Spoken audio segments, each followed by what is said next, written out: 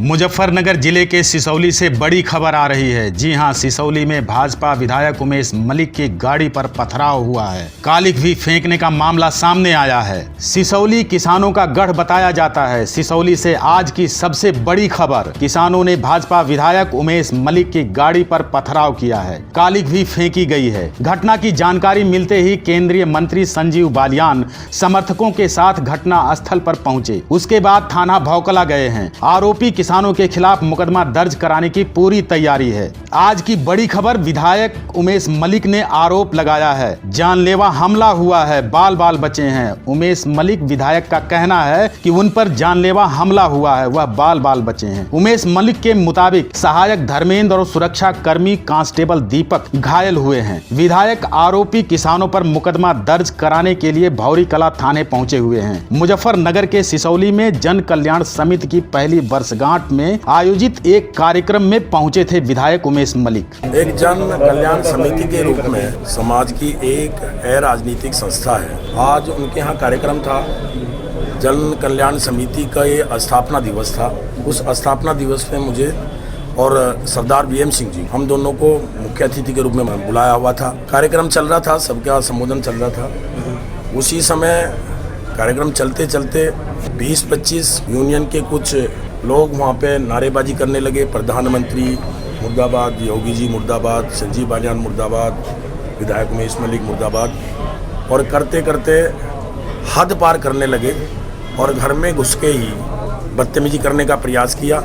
हमारे गांव के ही हमारे कार्यकर्ता, पूर्व मंडल अध्यक्ष हैं भाजपा के ओमेंद्र मुखिया, हमारे सभासद हैं सहदेव, रविंदर बंजी जी, जिनके यहाँ कार्यक्रम था, उनके साथ मारपिटाई शुरू कर दी। मैं गाड़ी में बैठ के चला, चारों तरफ काले तेल से, काले पेंट से उसे रंग दिया गया और हथियारों से, तमंचों से, लाठियों से, होकियों से, डंडों से गाड़ी पर प्रहार करना शुरू कर दिया। पूरी गाड़ी तोड़ दी।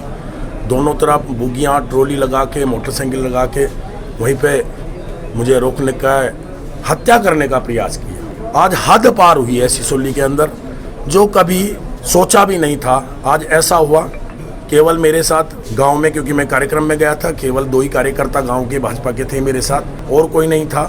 वीएम सिंह जी भी, सरदार वीएम सिंह भी कैसे कैसे वहां से निकल के अपनी गाड़ी से बाहर निकले।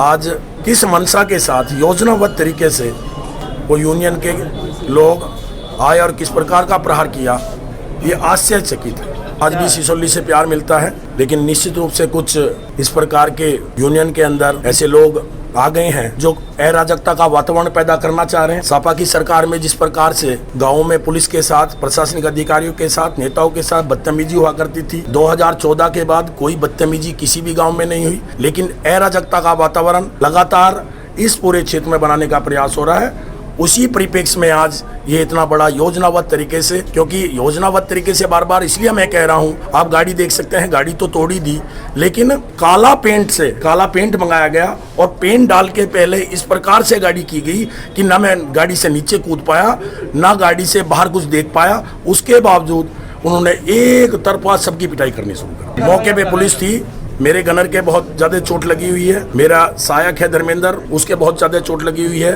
और इन कार्यकर्ताओं ने, ओमेंद्र और जो हमारे रविंदर बंजी जी जिनके यहाँ कार्यक्रम था, और सहदेव सभासद, इन्होंने अगर गाड़ी को निकलवाने का प्रयास किया तो उनकी साथ भी पिटाई करी। फिर दूसरी तरफ पौना घंटे की ये वारदात है, पूरा पौना घंटा ये हुड़दंगबाजी वहाँ चली है। एक घेर में गाड़ी घुसा दी गई, घेर में फिर वहाँ पे गाड़ियों पे पत्थर मारने शुरू कर दिए।